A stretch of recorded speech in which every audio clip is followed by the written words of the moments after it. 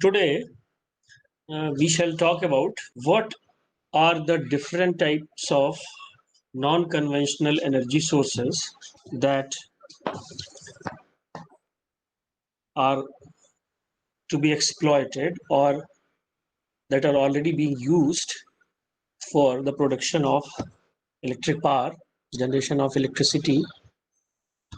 So, the outline of your subject is also non-conventional energy sources, and we shall devote our time and energy in knowing of all these technologies and why they are preferred over conventional sources of energy.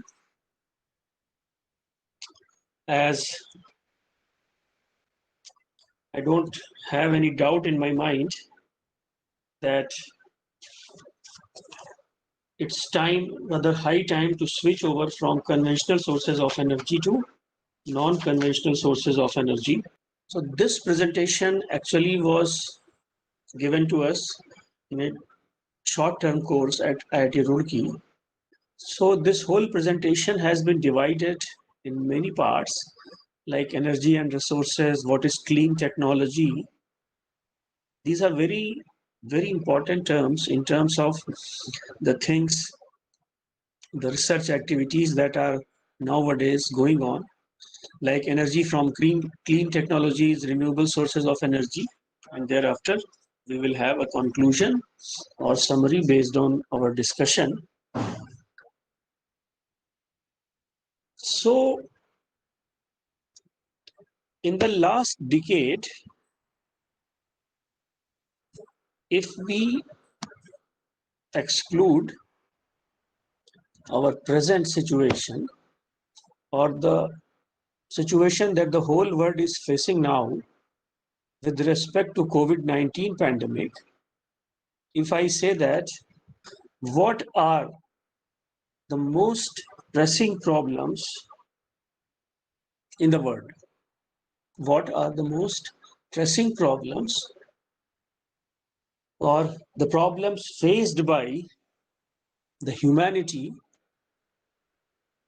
in the last decade, because we are in the 20s, and you can say that from 2010 to 2019,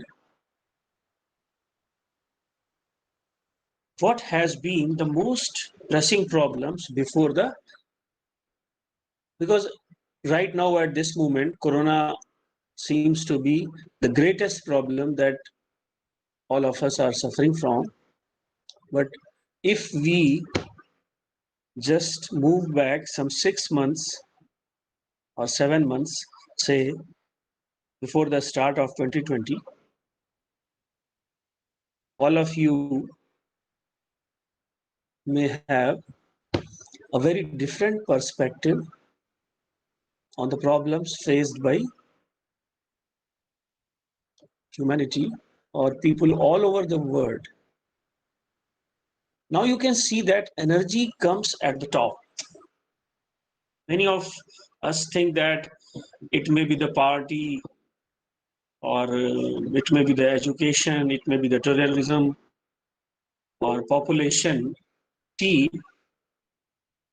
the list has been compiled by many websites and from many different polls, and all these have converged to a list in which energy ranks at number one position. Now you can see that energy is going to be or was the most pressing problem before all of us globally. And after that, it's going to be water. So from this slide, you can observe that energy is going to be at the top of the global problems. Then comes water, food, environment, poverty, disease, education, as and terrorism and war. Many people might think that it is going to be the biggest problem that we are facing, especially since we are residing in the South Asia subcontinent. and terrorism is a problem, or from all kind of media hype, we are in the process of thinking that terrorism is going to be the biggest problem that the country is facing, but it is not so. Overall, globally, energy is the number one issue before mankind. And why it is happening? Why it is happening? We had a very brief glimpse in our earlier discussion when we started this, and we had certain discussion regarding the energy crisis or the power crisis that our country is facing. We discussed few issues before us, and you must have certain idea that why it is going to be the humanity's biggest problem. As per the census 2011, there were 7 billion people, and by 2050 we are going to be almost 10 billion.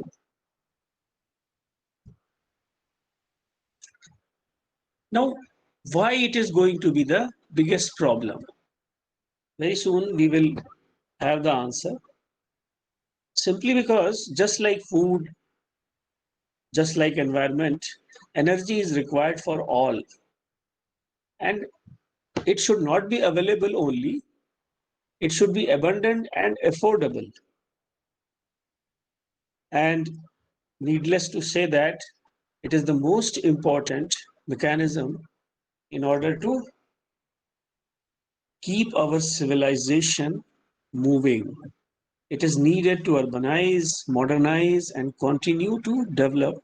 Also, energy is needed for meeting the basic needs of society, just like food and water, education, healthcare, national security, and whatnot. Energy is required in every activity that we perform on this planet. Without this, the life is simply unimaginable. Importance of energy, its use is directly related to the development. Very obvious, development is important for all countries, and hence energy needs are ever increasing. It is going to be a great challenge before our country and before the whole world also. Most widely used energy sources include coal, oil, natural gas, hydropower, nuclear, and fast developing sources like biomass. Energy use is strongly related to environment pollution also. By the time, since for the last century, we have been using our fossil fuels at a rapid pace. And this has created a lot of pollution in the environment. And for that reason, we are going to have many greenhouse gases present in the environment, and that is going to be a major cause for climate change. So that is a very important issue, and we simply cannot brush it aside. Apart from that, the availability of energy sources, that for how long they are going to be with us, is also very important in order to exploit the different sources of energy. What are the different sources of energy? The majority of energy consumed by humans is produced by fossil fuels. As we were discussing just now, that from the last 100 years, we have been using this fuel, which was based on our reserves that were created in millions of years in the form of fossil fuels. Fossil fuels are non-renewable energy sources. Highest contribution is from crude oil, It is also the main ingredient for many products such as plastics, paints, medicines, lubricants. There are many byproducts which are utilized in different industries. Share of natural gas and coal are also higher. Nuclear and renewable sources contribute significantly in the last 30 to 50 years. As you might be aware that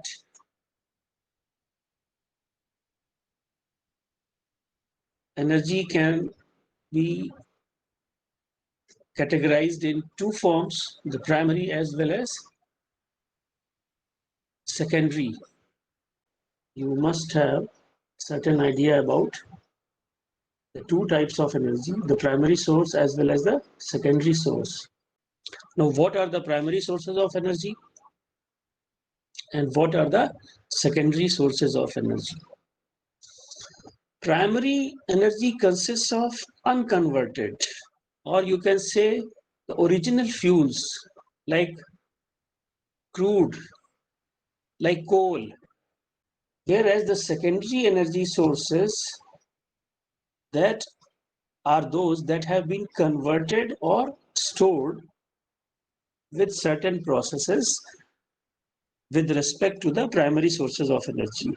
Like petrol, we have got diesel or something like that, which has been the byproduct of the primary sources. So energy in this way is also defined. Now the word energy demand, you can see that from the duration or the period of this that was very prominent in early 70s, the demand for energy has been on the rise.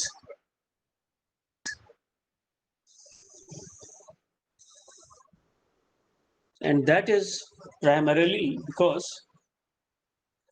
majority of the world population, like China, India, and all these emerging economies in Southeast Asia,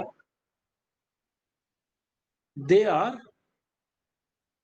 on the rise. Their economic activities are on the rise because most of the developing regions of the globe are in these parts, are in these areas. So once their economies or their growth, economic growth is rising, they need development processes. So this is the main reason that we see a very steep rise in the world energy demand. As per the graph which is shown in the slide. And we have also different types of energies and how these energies were in demand or the growth of these sources like hydro, nuclear, coal, oil. So you can observe that the renewable sources are growing very fast in comparison to the sources which are based on fossil fuels. At the same time, hydropower is also increasing. Same is the case with nuclear power also.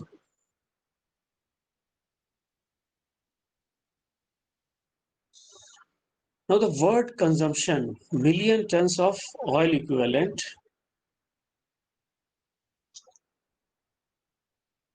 You can observe that the green part is at the base, and you can see that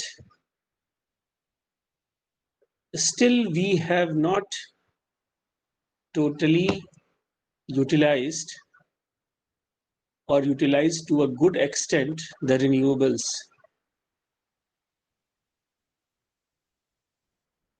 The non-renewables or the conventional sources of energy have still been in good use.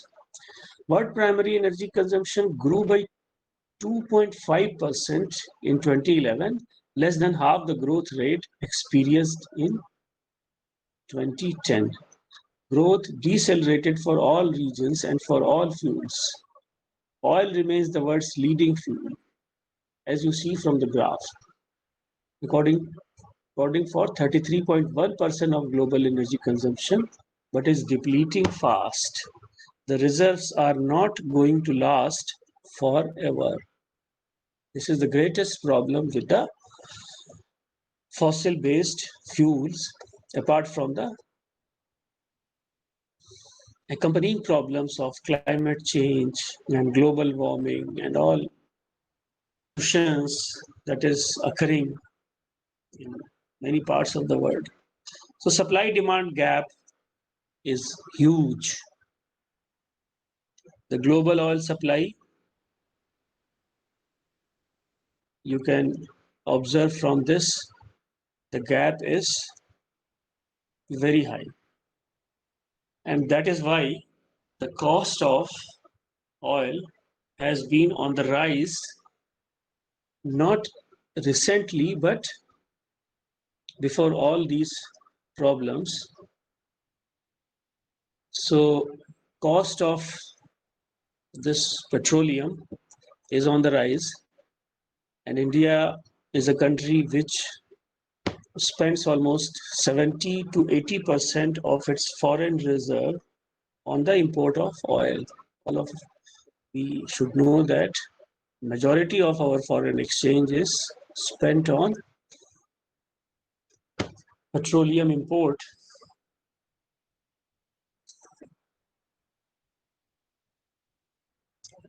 Now, this is a curve related to the global oil production.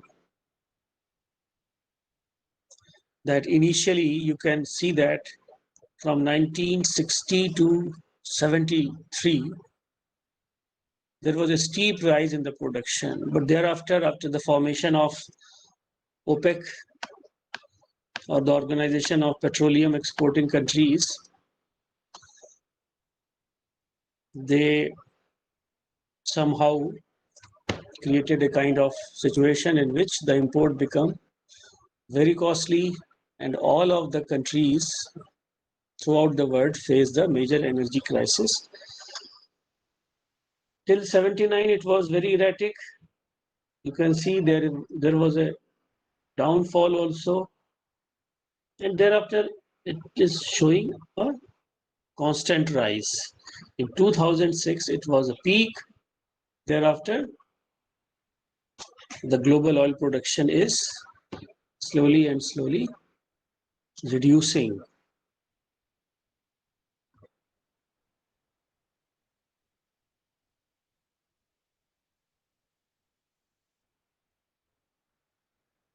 Peak oil situation.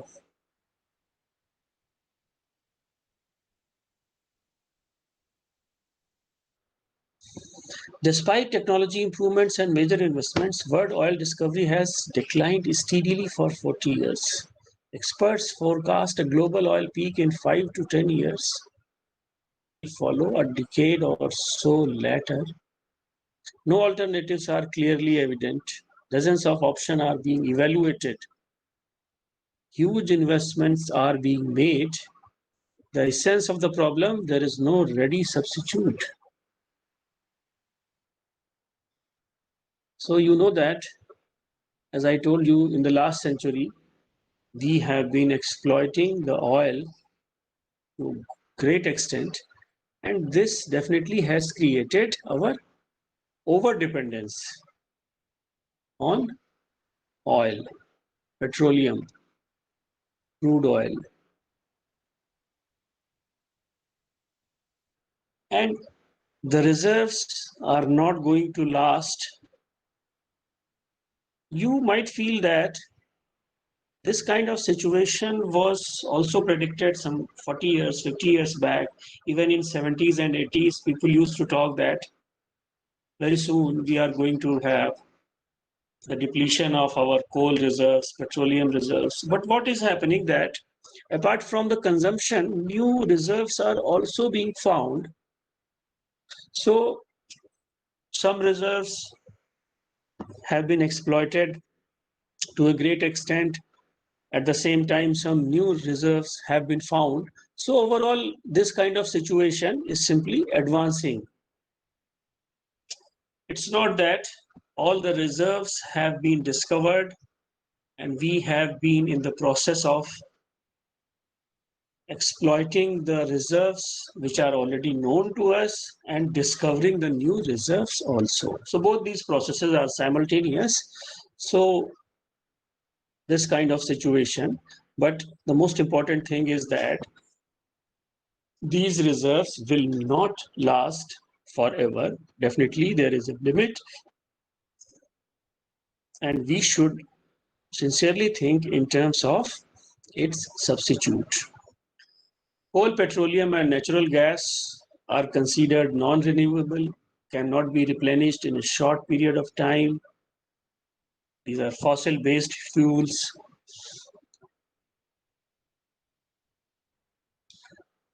Primary energy reserves, production, consumption, crude oil, natural gas, coal, these are all the primary sources of energy. These are the reserves that were estimated, and you can see that what is the production, what is the availability for next. So there may be some variation in the availability. For example, if this data pertains to 2011, so 45 years for petroleum means by the time 2055 or 2060, we will be very near to its exhaustion. Natural gas may last for a few more years, and it is a cleaner form as compared to the crude oil. The use or exploitation of natural gas is a better alternative because it is somewhat less pollution causing. Coal, it may last for a century or quarter century more, but these are not very right kind of estimates. As I told you earlier that we are in the process of exploitation or exhaustion of these reserves. At the same time, we keep on discovering new reserves also. So our availability period may extend. Primary energy sources alternative to oil. Now, what are the alternatives to oil? Conservation and efficiency. This is a very good option. In some countries, as I have shown you in some slide also, that in a European country, they increased their conservation and efficiency or processes so that they become more efficient, and instead of supplying or generating more energy, they concentrated on conservation and efficiency. For example, few monuments, around the few monuments in some European countries were not done. Now, this had a good effect on the conservation part. The efficiency of their conventional generation were improved.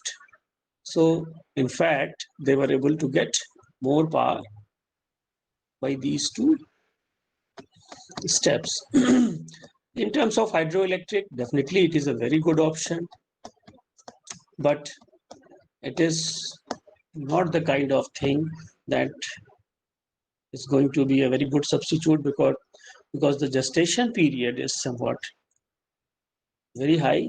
Biomass, it is also a very good option, wind, wave, and tide, but we do not have enough capacity in order to exploit its reserve, and the need of the present day condition can be met entirely based on this. It is not possible. Chemical, natural gas, clean coal. So sequestration and its cost is very prohibitive. On account of that, we may not be very interested on this path, because if it is not cost effective, then we cannot exploit it to a good extent. Nuclear is a very good option, but there are associated problems related with this, like disposal of radioactive waste, its cost, and there are chances of accidents. They have occurred in past also. Some people also relate that terrorist activities can also be related with the nuclear or established nuclear plants, and that can be very hazardous. Geothermal, it's also not on a high scale. Solar terrestrial, it's very good option. Solar power satellites also. In fact, the terrestrial form of solar energy has been billed as very important in future, but the prohibitive cost is a very major issue. So all these alternatives to oil are definitely can be considered, but at present we simply do not have a viable option. We are still in the process of exploiting the cost benefit analysis. Fossil fuel use, what are its effects? Continued use of conventional energy sources has caused and is causing environment degradation. That is a very important aspect. The environment degradation is strongly affecting health of all of us. To mitigate the adverse effects of use of fossil fuels, many measures are being adopted in the world to protect environment and health to a greater extent.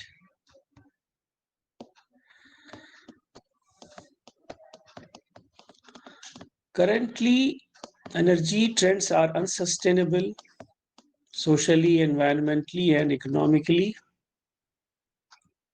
The word energy trends. Oil will remain the leading energy source, but the era of cheap oil is over. Price volatility will remain. Oil field decline is the key determinant of investment needs. To avoid abrupt and irregular climate change, we need a major decarbonization of world energy systems. I think all of you must be aware about the climate change process, which I mentioned in the earlier part of our discussion, that this is a major problem, major concern, and most of the countries globally are going to be affected with such kind of situation. It's not that if some country is very advanced, very small, very using very clean energy or very clean sources of energy for all their needs, they are immune to this problem. Because if, and it has occurred in the past, that climate change is going to affect one and all. It does not have geographical boundaries. So it is going to be a very major issue in coming years, and it has also been directly linked with the carbon dioxide present in the atmosphere. So decarbonization will be the major step in order to arrest this climate change, which is a very real kind of effect on the global ecosystem. Mitigating climate change will substantially improve energy security, definitely, because our reserves will remain and we will have a better environment, because we are to a less extent. Energy use protective measures Use of fossil fuels leads to continued release of harmful emissions, toxic gases. And this kind of situation is too visible in our metros. The air quality index that you observe during onset of winters, especially in the month of November, December, in metros like Delhi, Chennai, Bangalore, and all major cities, Kolkata in our country have very poor air quality index. And that has simply been attributed to the use of petroleum-based products. And this situation, if you can recall, was reversed in the lockdown conditions just 3-4 months back. From the last week of March till, we can say, when part lockdown was lifted till the end of April, we had extremely pleasant conditions related to our weather. And the air quality index in most polluted cities of India were very much improved. So it all happened because of less and less use of this kind of fossil fuel based activities. Because factories were closed, there was no vehicular pollution, except all the essential activities like the generation of power and very less other industrial activities. We could have a very good effect on our environment. Now, these emissions, carbon dioxide, monoxide, methane, SOx and NOx, particulate matter, have potential to cause global warming and health problems. Since energy use is to continue, hence certain measures are essential.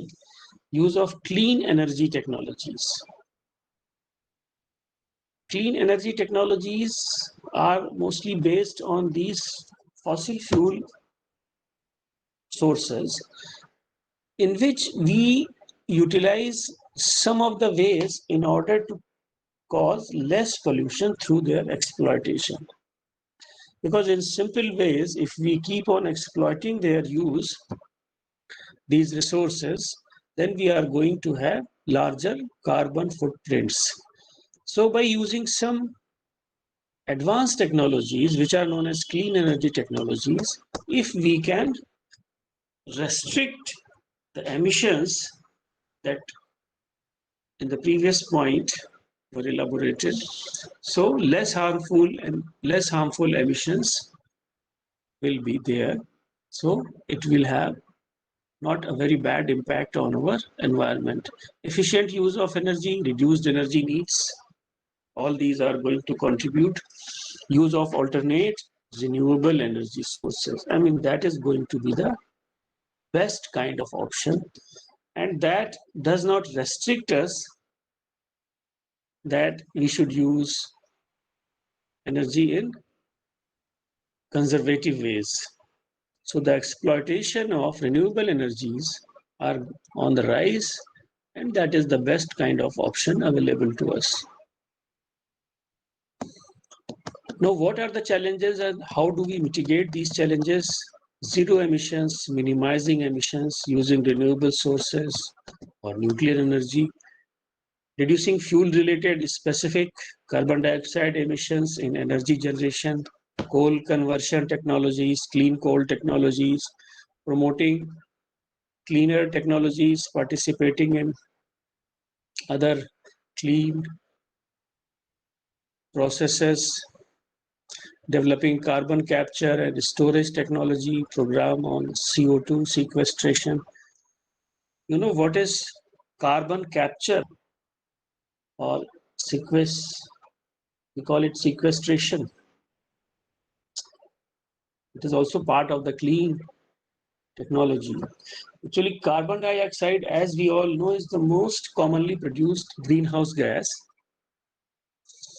Carbon sequestration is a process of capturing and storing atmospheric carbon dioxide. Even a 0.5% increase in the presence of carbon dioxide in our atmosphere is going to raise the temperature of the earth, is going to elevate the seawater levels. So all kinds of problems have been found to be associated with the atmospheric carbon dioxide. So this carbon sequestration is the process of capturing and storing atmospheric carbon dioxide. It is one method of reducing the amount of carbon dioxide in the atmosphere with the goal of reducing global climate change. That is the ultimate goal.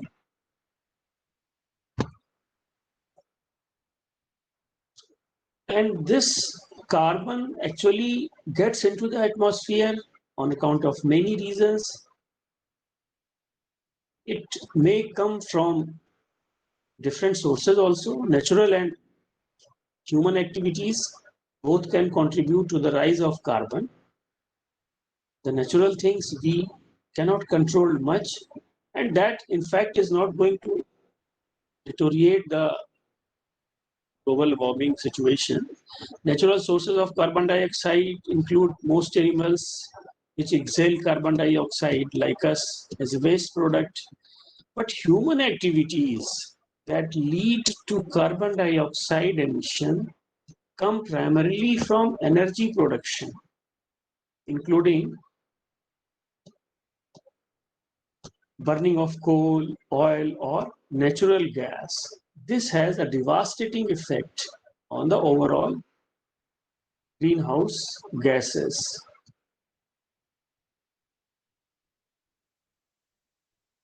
So this is something related to the CO2 sequestration. What are clean technologies? Clean technologies mean innovative technologies designed to optimize the use of natural resources and reduced environmental impact. This is the meaning of the clean technologies. Promoting the productive and balanced use of natural resources at affordable cost while conserving the natural environment. So it is a kind of challenge before us that how we can exploit these sources, which are definitely cost effective, and it has proved in so many years of its use. It is abundantly available, no doubt, but we should be very judicious to use it so that we can have good effect on our natural environment also. Clean technology concept was first presented by Cleantech Group, founded in 2002 at San Francisco, California, USA. Cleantech Group started with support to corporations, investors, and smaller companies in the form of market research and assessment on how to incorporate clean technology to products and services and how to market them effectively. So it is not a very old concept. This is a new concept, and many advanced countries like US and other, they are in the process of acquiring expertise on the use of clean technologies.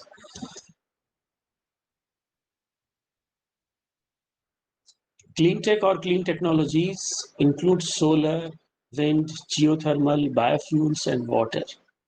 Clean tech also includes energy efficient products. It's a means to create electricity and fuels with a smaller environmental footprints and minimization of pollution.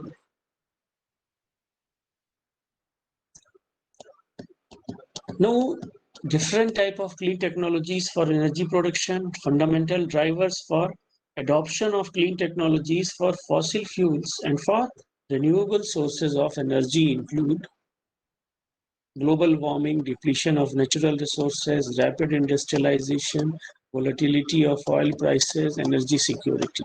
Now, these are the issues which are very crucial to all the countries in the world, and that's why they are devoting their time and energy for adoption of these clean technologies. You can see all the important issues are covered. Clean use of fossil fuels. The existing fossil fuel sources being finite need to be used more efficiently. Alternate sources, mainly renewables, are developing but cannot replace these completely. It is not possible.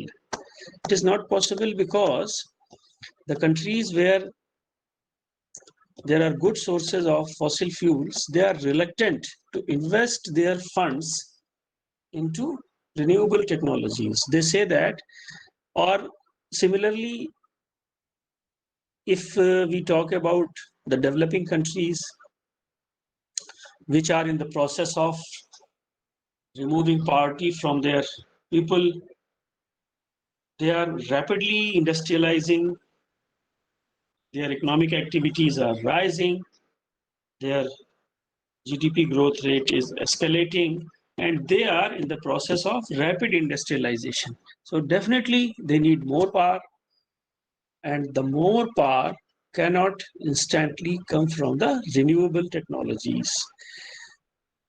It will require at least 20 years, 30 years, 40 years in order to replace these fossil-based energy developing sources with renewables. So for 20, 30 or 40 years, no country is willing to wait. So that is the main reason renewables are developing, but it simply cannot replace these fossil-based technologies very fast. Future energy needs of the world shall be met by combination of both.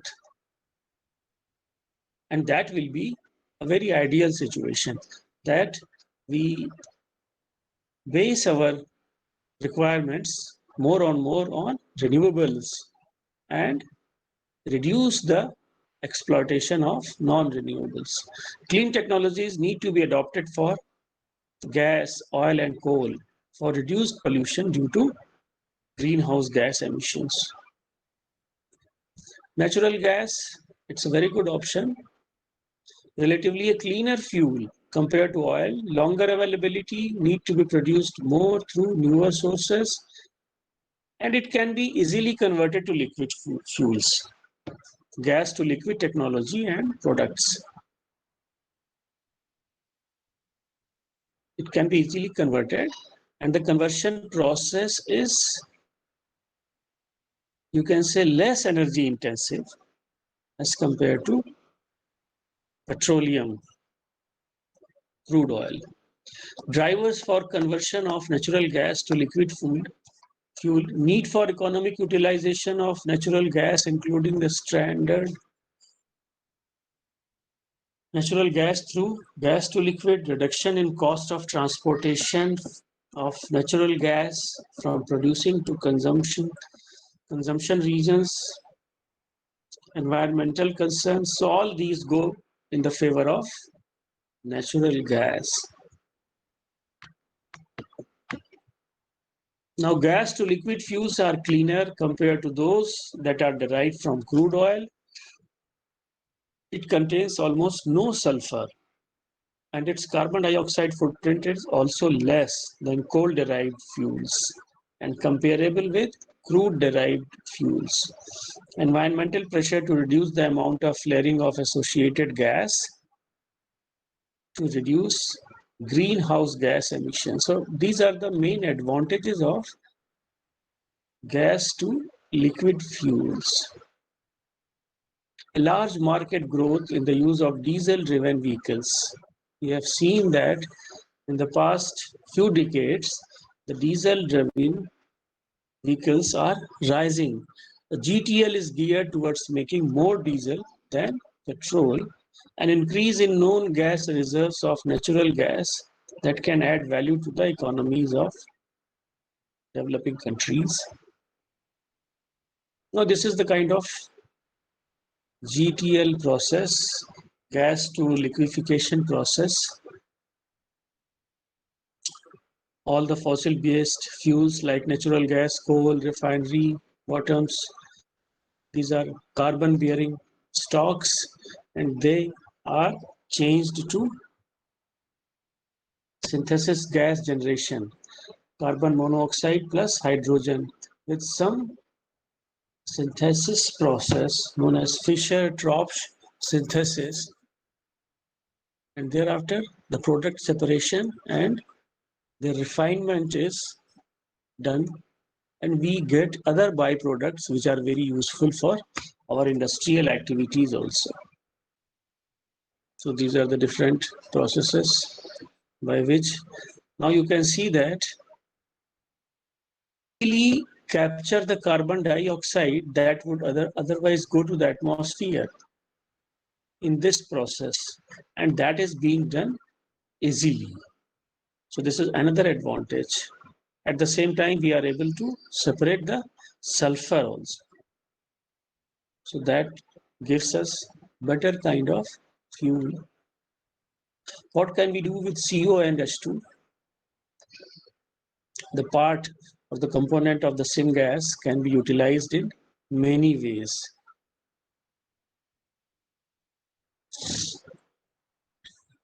All these things can be used in different activities. Now this is the process, the main process through which this conversion takes place. So these are the very detailed layouts. Now the advantages. For gas to liquid fuels, no additional infrastructure or changes in the vehicles are necessary. These GTL fuels can be mixed with conventional fuels without any changes to the engine, as the GTL fuel is the product of a chemical transformation and refining process. Possibilities exist for the design of a fuel with excellent qualities and thus a reduction in environmental impairment. So all these are advantages related to GTL. Cleaner environment, lower greenhouse gas emission, more diversified fuel resources, stronger competitive energy industry, more jobs. So I think we had covered very good topics related to the use of energy and why we should move from conventional sources to renewable sources.